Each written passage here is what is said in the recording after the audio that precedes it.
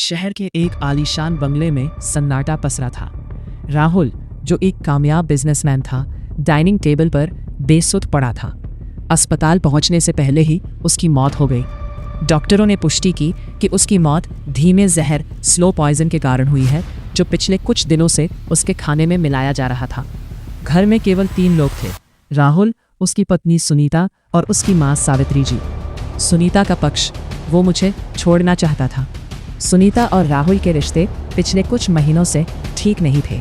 पड़ोसियों का कहना था कि दोनों के बीच अक्सर झगड़े होते थे। सुनीता को शक था कि राहुल का किसी और के साथ अफेयर है और वह उसे तलाक देने वाला है।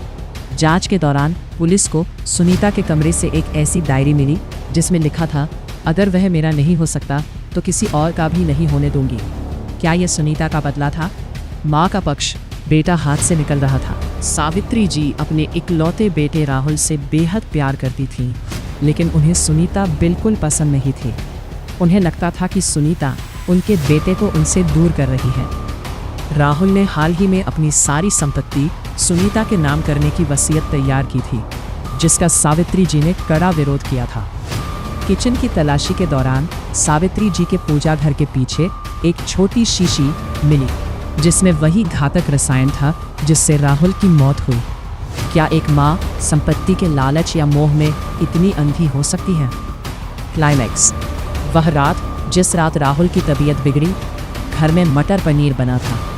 राहुल को मटर पनीर बहुत पसंद था। सुनीता ने खाना परोसा था। सावित्री जी ने मसाला तैयार किया था। पुलिस इंस्पेक्टर ने एक चालाकी चली।